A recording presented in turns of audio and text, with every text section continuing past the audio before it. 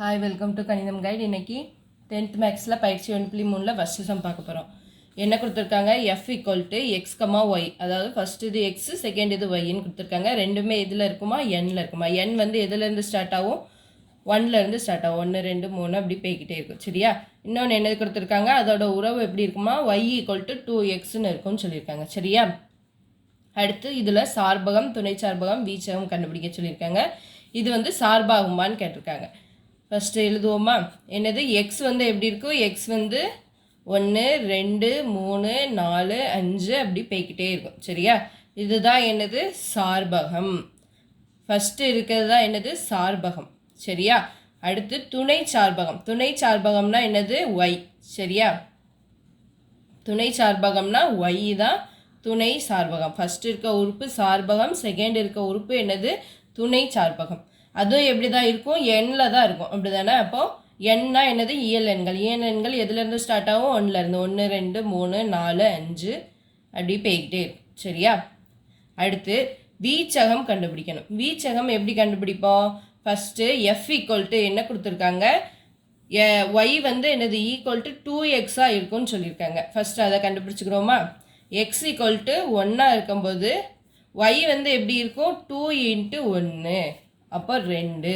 அதே மாதிரி X equal to 2ஆக இருக்கும்போது ஒய் ஈக்குவல் டு எப்படி இருக்கும்? 2 × 2. இந்த கொடுத்துருக்காங்க பார்த்தீங்களா? 2xன்னு.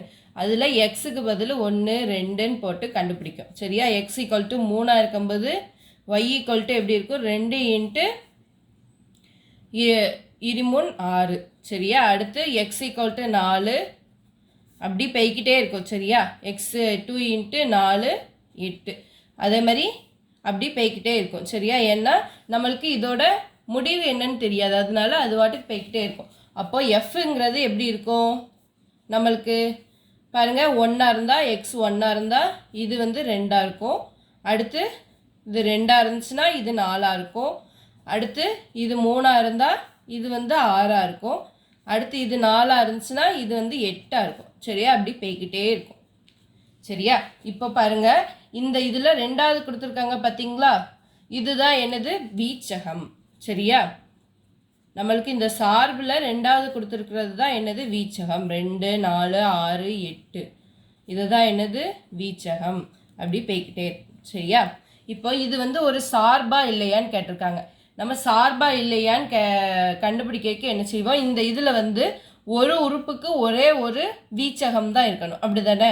பாருங்கள், இந்த இதில் 1க்கு 2 மட்டும்தான் இருக்கும் வீச்சகம். இதுக்கு அடுத்து வேறு ரிப்பீட் ஆகாது. அப்படி தானே? 1 வந்து எங்கேயுமே வராது. அதே மாதிரி 2க்கு 4 தான் வரும். அப்படி வரிசையாக வந்துட்டே இருக்கும். 1 2 3 4 எந்த உறுப்புக்குமே வீச்சகம் இல்லாமல் இருக்காது. உங்கள் படம் மூலியமாக டெஃபினிஷன் பண்ணணும்னா எப்படின்னா, இங்கே பாருங்கள், நம்மளுக்கு இங்கே 1 2 3 4 அப்படி போய்கிட்டே இருக்கும். சரியா? இங்கே பாருங்கள், 1 2 3 4 அப்படி போய்கிட்டே இருக்கும். சரியா? இப்போ இந்த 1லேருந்து என்னது வரும்? 1, 2 அப்படி தானே? 1லேருந்து 2க்கு வரும். அடுத்து 2, 4 அப்படி போவோம். அடுத்து 3, இங்கே 6க்கு வரும். சரியா? அப்படி நம்மளுக்கு இந்த இதில் எல்லா உறுப்புகளுக்குமே என்னது? வீச்சகம் வந்து நம்மளுக்கு கிடச்சிரும். அப்படிங்கும்போது இந்த இதில் வந்து ஒரு வீச்சகம் தான் கிடைக்கும். 2 3 அந்த மாதிரி கிடைக்காது. அப்படி இருந்துச்சுனாலே அது என்னது? சார்பு தான். சரியா? எப்படி இந்த இதில் எல்லாத்துக்குமே நம்மளுக்கு வீச்சகம் கிடைக்கணும், அதே மாதிரி 2 இதுக்கு ஒரு உறுப்புக்கு வந்து 2 நிழல் உருக்கள் இருக்கக்கூடாது, வீச்சகம் கிடைக்கக்கூடாது. அப்படி கிடைக்காம இருந்தால் அது சார்பு. சரியா? அப்போ எனவே எக்ஸ் வந்து என்ன? எஃப் வந்து சார்பாகும். சரியா? எஃப் வந்து சார்பாகும். ஏனெனில் எல்லா எக்ஸின் எல்லா உறுப்புகளுக்கும் ஒரே ஒரு நிழலுரு உள்ளது. சரியா? உறுப்புக்கும் ஒரே ஒரு நிழலுரு தான் இருக்குது. அப்படி தானே? ஒரே ஒரு நிழலுரு உள்ளது.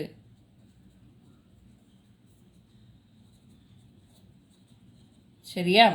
வீச்சகத்தை தான் நம்ம நிழலுருன்னு எழுதியிருக்கோம், இங்கே உள்ள வீச்சகத்தை. சரியா? இது புரிஞ்சுதான் புரியலையான்னு கமெண்ட் பண்ணுங்கள். சரிங்களா? அடுத்த சம் பார்ப்போமா? 2வது இது பாருங்கள், என்ன கொடுத்துருக்காங்க? எக்ஸ் ஈக்குவல் டு 3 4 6 8 அப்படின்னு சொல்லி கொடுத்துருக்காங்க. அடுத்து ஒரு சார்பு கொடுத்துருக்காங்க, R equal to X comma F of X. X belongs to capital எக்ஸ்ன்னு கொடுத்துருக்காங்க. அடுத்து F of X equal to X square plus 1ன்னு கொடுத்துருக்காங்க. இந்த இதில் வந்து எஃப் ஆஃப் எக்ஸை நம்ம தான் கண்டுபிடிக்கணும். எக்ஸ் வந்து கொடுத்துட்டாங்க, எஃப் ஆஃப் எக்ஸ் நம்ம தான் கண்டுபிடிக்கணும். அடுத்து என்ன சொல்லியிருக்காங்க, எக்ஸிலிருந்து எண்ணுக்கு ஒரு சார்பாகுமான்னு கேட்டிருக்காங்க. சரியா, ஃபஸ்ட்டு எஃப் ஆஃப் எக்ஸ் கண்டுபிடிச்சி ஆறில் எழுதிட்டு அதுக்கடுத்து பார்ப்போம். சரியா, ஃபஸ்ட்டு கொடுத்துருக்கதை எடுத்து எழுதிக்கோங்க. கேபிட்டல் எக்ஸ் என்னது 3 4 6 8. சரியா, அதாவது இது வந்து ஒவ்வொன்றும் எக்ஸோட இந்த ஃபஸ்ட்டு கொடுத்துருக்காங்க பார்த்தீங்களா, அந்த எக்ஸ் உறுப்பு. சரியா, அடுத்து என்ன கொடுத்துருக்காங்க, F of X equal to X square plus 1ன்னு கொடுத்துருக்காங்க.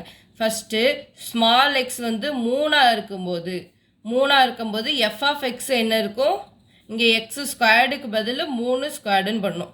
அதாவது எக்ஸ் இருக்க இடத்துல 3 பண்ணணும். 3 ஸ்கொயர் ப்ளஸ் 1, அப்போது 9 ப்ளஸ் 1 ஈக்குவல் டு 10ன்னு வரும். சரியா, அடுத்து எக்ஸ் வந்து 4ஆக இருக்கும்போது என்ன வரும், F of X equal to 4 square plus 1, அப்போது 16 ப்ளஸ் 1 ஈக்குவல் டு 17. அடுத்து எக்ஸ் ஈக்குவல் டு 6ஆக இருக்கும்போது என்ன வரும், F of X equal to 6 square plus 1, அப்போது 36 ப்ளஸ் 1 ஈக்குவல் டு என்னது 37. அடுத்து எக்ஸ் ஈக்குவல் டு 8ஆக இருக்கும்போது என்ன வரும், F of X equal to 8 square plus 1 equal to என்னது 8 8 64 ப்ளஸ் 1 65. சரியா, இப்போது ஆறுங்கிறது எப்படி இருக்கும், ஆறுங்கிற ரிலேஷன் வந்து எப்படி இருக்கும்னா, உறவு 3ஆக இருக்கும்போது எக்ஸ் வந்து 3ஆக இருக்கும்போது எஃப் ஆஃப் எக்ஸ் வந்து 10ஆக இருக்கும். சரியா, அதைத்தானே சொல்லியிருக்காங்க, X comma F of X. இதுக்கு முன்னாடி உள்ள சம்மில் எக்ஸ் கமா ஒய்ன்னு கொடுத்துருந்தாங்க, ஒய் ஈக்குவல் டு 2xன்னு கொடுத்துருந்தாங்க. அதை கண்டுபிடிச்சி நம்ம எழுதணும். இங்கே ஆறுங்கிறது எப்படி கொடுத்துருக்காங்க, எக்ஸ் கமா எஃப் ஆஃப் எக்ஸ்ன்னு, அதனால எக்ஸ் 3ஆக இருக்கும்போது எஃப் ஆஃப் எக்ஸ் 10ஆக இருக்கும்.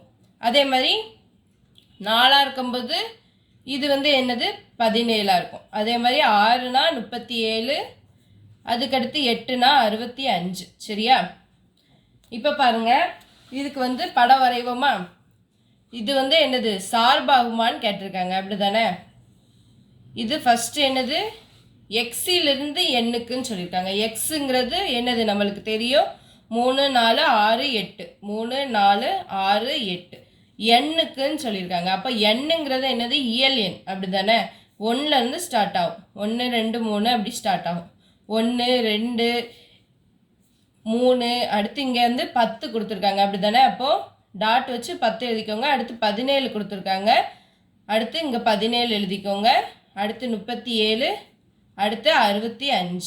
சரியா, இப்போது பாருங்கள் 3லேருந்து 10க்கு, அப்படி தானே 3லேருந்து 10க்கு போகுது. அதே மாதிரி 4லேருந்து 17, அதே மாதிரி 6லேருந்து 37, அடுத்து 8லேருந்து 65.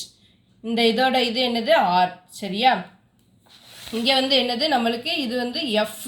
சரியா, இதுக்குள்ள உறவு என்னது எஃப். சரியா, இங்கே வந்து ஆர். இப்போ பாருங்கள், இந்த இதில் ஒரே ஒரு நிழலுரு மட்டும்தான் இருக்குது. அப்படி தானே, இந்த இதில் ஃபஸ்ட்டு இருக்க சார்பகத்தில் எல்லாத்துக்குமே நம்மளுக்கு ஒரு நிழலுரு கிடச்சிருச்சு. அப்போ இதை வந்து என்ன சொல்லுவோம், நம்ம சார்புன்னு சொல்லுவோம். சரியா, அப்போது என்ன எழுதணும், எக்ஸில் இருந்து ஆர் என்ற உறவானது